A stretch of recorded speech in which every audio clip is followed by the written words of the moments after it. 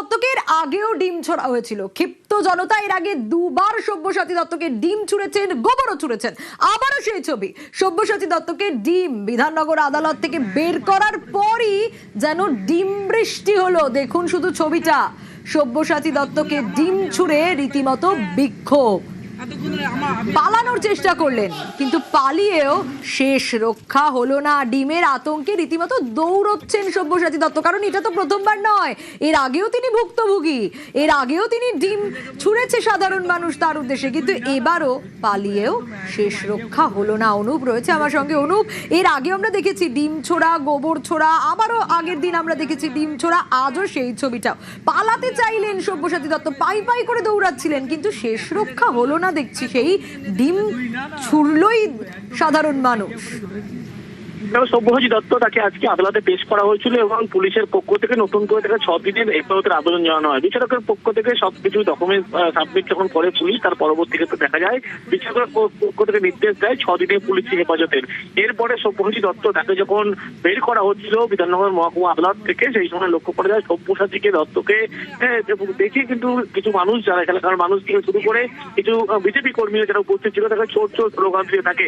তার পরবর্তী ক্ষেত্রে লক্ষ্য গেল সব্যসাচী দত্ত তাকে উদ্দেশ্য করে পরপর ডিম ছোড়া হলো এবং বেলুন ভর্তি রং ছোড়া হলো। আজকে দেখা গেল এর আগে সব্যসাচী দত্ত তাকে কিন্তু উদ্দেশ্য করে ডিম যেমন পরপর ছোড়া হয়েছিল, গোবর ছোড়া হয়েছিল, এবং এরপর দেখা গেল সব্যসাচী দত্ত তাকে উদ্দেশ্য করে পরপর ডিম ছোড়া হলো এবং পরবর্তী ক্ষেত্রে চোর চোর স্লোগান দেওয়া হলো এবং রং ভর্তি বেলুন তাকে উদ্দেশ্য করে ছোড়া হয়।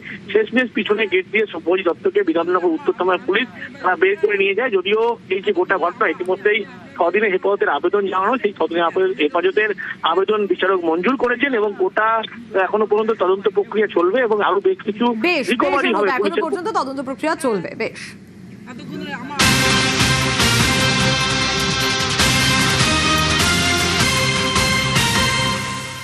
এদিকে মানস ভুঁইয়া, তার বিরুদ্ধে এফআইআর কেন? প্রাক্তন সেচ মন্ত্রীর বিরুদ্ধে সবংয়ে কি কারণে এফআইআর? 5 লক্ষ টাকা নিয়ে চাকরি দেওয়ার অভিযোগ রয়েছে। কোন দপ্তরে চাকরি দিয়েছিলেন তিনি, কি অভিযোগ জানবো। তবে তার আগে আরো একবার জানাই, মানস ভুঁইয়ার বিরুদ্ধে এফআইআর। প্রাক্তন সেচ মন্ত্রী, তার বিরুদ্ধে সবংয়ে এফআইআর দায়ের হলো। তৃণমূল সরকার যতদিন ক্ষমতায় ছিল, তৃণমূল নেতাদের বিরুদ্ধে ভুরি ভুরি দুর্নীতির অভিযোগ এসেছে এবং সরকার পাল্টানোর পর, বিজেপি ক্ষমতায় আসার পর সাধারণ মানুষ তারাও অভিযোগ জানাচ্ছেন, মুখ খুলেছেন। দিগ্বিজয় রয়েছে আমার সঙ্গে। দিগ্বিজয়, এই এফআইআর এ ঠিক কি রয়েছে, কি অভিযোগ মানস ভুঁইয়ার বিরুদ্ধে? দেখো রমিয়া, এই অভিযোগে রয়েছে যে ভোটের আগে অর্থাৎ 2026-এর বিধানসভা নির্বাচনের আগে সবংয়ের দশগ্রাম গ্রাম পঞ্চায়েতের অনন্ত টুং নামে এক ব্যক্তি তার স্ত্রীকে প্রায় 5 লক্ষ টাকার বিনিময়ে তেমাথানি এলাকায় সেচ দপ্তরের অফিসে কাজ দেওয়া হয়েছিল এবং পালা বদলের পরে সেই কাজ কিন্তু তার চলে যায়। তারপরেই কিন্তু ওই অনন্ত টুং সবং থানায় অভিযোগ দায়ের করে। ইতিমধ্যে কয়েকদিন আগে তৃণমূল কংগ্রেস দল ছেড়েছে, মমতা বন্দ্যোপাধ্যায়কে চিঠি পাঠিয়ে জানিয়েছেন সবংয়ের প্রাক্তন বিধায়ক প্রাক্তন সেচমন্ত্রী মানস রঞ্জন ভূঁইয়া। তারপরে কিন্তু এই এফআইআর এবং এই অভিযোগ যথেষ্ট কিন্তু তার ক্ষেত্রে চাপের। তাই নিয়ে তার সঙ্গেও আমরা কথা বলেছিলাম, তিনি জানিয়েছেন ভরসা আছে এটা রাজনৈতিক চক্রান্ত, সবংবাসী এর উত্তর দেবে। আর যদিও মানস ভূঁইয়ার এই যে অভিযোগ, অর্থাৎ টাকা নিয়ে চাকরি দেওয়ার যে অভিযোগ, সেই অভিযোগকে কটাক্ষ করেছে বিজেপি। বেশ, মানসবাবু তো সবংয়ের চাকরি দিবে করে বহু মানুষের টাকা নিয়েছে। মানসবাবু বহু লোকের কাছে এইভাবে টাকা তুলে আজকে তাকে যারা তার কথা কোনো শুনছে না, তাকে ফাঁসি দেওয়ার জন্য বিভিন্নভাবে চেষ্টা করছে। বিজেপি থেকে দাবি করবো যারা প্রকৃত টাকা দিয়েছে তাদের টাকা ফেরত দিতে হবে। মানসবাবু তো তৃণমূল ছাড়ছে, তৃণমূল ছাড়ে এখন কোন লাল ধরবে, এখন ছোটাছুটি করছে, এখন কোন জায়গায় যাবে এখন স্থির করতে পারেনি। সবংয়ের মাটিতে মানসবাবু যা করেছে আমার মনে হয় কোনো জায়গায় তার স্থান নেই। মানস ভুঁইয়া কি বলছেন দেখি। আমার এসব জিনিস জানা নেই। 56 বছরের রাজনৈতিক জীবন মানুষের সেবা করেছি, দিয়েছি, নিইনি কারো কাছে কিছু। ভালোবাসা চেয়েছি, ভালোবাসা পেয়েছি, একটা সুপরিও খাইনি কারো কাছে। আজকে পরিবর্তিত প্রেক্ষাপটে কেউ আঙুল তুলেছে, হতেই পারে, কিন্তু বিচার ব্যবস্থার উপর আমার আস্থা আছে, সবংয়ের মানুষের উপর আস্থা আছে। নন্দীগ্রাম নন্দীগ্রাম এক পালাবদলের সাক্ষী, আর আবার যে পালাবদল হলো তারপর বাংলায় আরো এক বদল। এই বাংলায় বদলটা কেমন আপনাদেরকে দেখাচ্ছি গ্রাফিক্যালি। এবার ছুটবে ট্রেন নন্দীগ্রামে, নন্দীগ্রামে হবে স্টেশন। মুখ্যমন্ত্রীর তৎপরতায় তৃণমূল জমানায় থমকে থাকা প্রকল্পের কাজ অবশেষে শুরু। দেশের রেল মানচিত্রে জুড়তে চলেছে নন্দীগ্রাম। মুখ্যমন্ত্রীর ঘোষণায় খুশির হাওয়া নন্দীগ্রামে।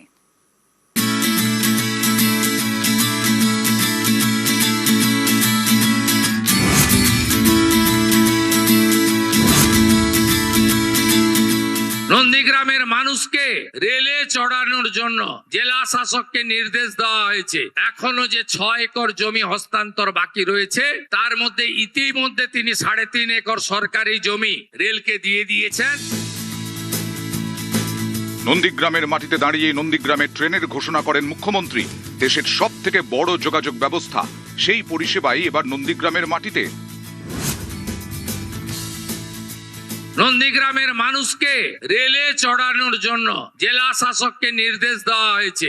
এখনো যে 6 একর জমি হস্তান্তর বাকি রয়েছে, তার মধ্যে ইতিমধ্যে তিনি 3.5 একর সরকারি জমি রেলকে দিয়ে দিয়েছেন। বাকি 2.5 একর জমি পারচেজ করে রেলকে দিয়ে দিলে আগামী কয়েক মাসের মধ্যে আপনাদেরকে আমি রেলে চড়াতে পারবো, এই বিশ্বাস আমার আছে। 2009-এর প্রকল্প, স্টেশনও তৈরি হয়, কিন্তু তারপরে ইতি। সেই প্রকল্প বন্ধের চেনা ছবি। তৃণমূল জামানায় বন্ধ কাজ। স্টেশনে ট্রেন আসার অপেক্ষায় সার, ট্রেন আর আসেনি। ট্রেনের অপেক্ষায় দিন গুনে গুনে স্টেশন এখন ভাঙাচোরা, হানাবাড়ি। জমিজটের গেরোয় প্রকল্পের কাজ থমকে ছিল দীর্ঘ 17 বছর। সরকারের পালাবদলের পরেই দ্রুততার সঙ্গে থমকে থাকা প্রকল্পের কাজ শুরুর নির্দেশ মুখ্যমন্ত্রীর। এবার সেই নন্দীগ্রামেই ট্রেনের হুইসেল। আশায় বুক বাঁধছে নন্দীগ্রাম। খুব খুশি হলাম যে ঢিলামিতে কাজটা ছিল, এবারে কাজটা একটু গতিশীল হবে। কারণ আমাদের নতুন সরকার এসেছে, ওনার বহুমুখী যে আমাদের সামাজিক যে কাজকর্ম আমি সবটা শুনছি, এবং যে অন্যায়কে প্রতিহাত করছে যেভাবে, এতে আমি খুব খুশি। লুটপাট আর গুন্ডামি মুক্ত হয়েছে। আমরা শান্তভাবে আছি এবং আমি আশা করছি রেলের কাজ দ্রুতগতিতেই চলবে এবং খুব শীঘ্রই আমরা রেল পেয়ে যাব। আমি নন্দীগ্রামবাসী হিসাবে এইটুকুই বলবো, শুভেন্দু অধিকারী যেটা বলেন সেটা করেন। আর নন্দীগ্রামবাসীর অনেক আশা শুভেন্দু অধিকারীর উপরে, আর শুভেন্দু অধিকারী নন্দীগ্রামবাসীর আশা পূরণ করবেন। আর শুভেন্দুবাবু যেহেতু বলেছেন যে নন্দীগ্রামে রেলে কয়েকদিনের মধ্যে নন্দীগ্রামবাসীকে রেলে করাবেন, শুভেন্দুবাবুর কথা যা কাজটা, শুভেন্দুবাবু নন্দীগ্রামের স্বপ্ন পূরণ করবেন। মুখ্যমন্ত্রীর নির্দেশের পরেই জোর কদমে শুরু হয়ে গেছে প্রকল্পের কাজ। দীঘা পাঁশকুড়া রুটে পাঁচকুলের দেশপ্রাণ স্টেশন থেকে নন্দীগ্রাম, মাঝে পড়বে ঘোলপুকুরিয়া, কৃষ্ণনগর, তারপরেই নন্দীগ্রাম স্টেশন। 18 কিলোমিটার জমিতে শুরু হয়েছে রেল লাইনের মাটি ভরাটের কাজ। প্রথমে বাজকুল থেকে নন্দীগ্রাম ট্রেন পরিষেবা শুরু হবে। এরপর নন্দীগ্রামের কেন্দেমারি, সেখানেও হবে আরেকটি স্টেশন। 8 কিলোমিটার রেল লাইন সম্প্রসারণের ঘোষণা করেছে রেল মন্ত্রক। নন্দীগ্রাম মানেই পরিবর্তনের দামামা, পালাবদলের ইঙ্গিত। বিধায়ক থেকে মুখ্যমন্ত্রী, নন্দীগ্রামের মাটিতে দাঁড়িয়েই নন্দীগ্রামকে রেল মানচিত্রে জোড়ার ঘোষণা। নন্দীগ্রামের মানুষকে রেলে চড়ানোর জন্য জেলা শাসককে নির্দেশ দেওয়া হয়েছে। এখনো যে 6 একর জমি হস্তান্তর বাকি রয়েছে, তার মধ্যে ইতিমধ্যে তিনি 3.5 একর সরকারি জমি রেলকে দিয়ে দিয়েছেন। বাকি 2.5 একর জমি পারচেজ করে রেলকে দিয়ে দিলে আগামী কয়েক মাসের মধ্যে আপনাদেরকে আমি রেলে চড়াতে পারবো, এই বিশ্বাস আমার আছে। নন্দীগ্রামকে রেলপথে জুড়তে নতুন করে আবারও তৎপরতা শুরু হয়েছে কাজ। সেই কাজ দ্রুত শেষ হোক চাইছেন এলাকার বাসিন্দারা। নন্দীগ্রাম থেকে ক্যামেরায় অতনু জানা এবং শুভেন্দু কামিলার সঙ্গে সুজিত ভৌমিক, নিউজ 18 বাংলা।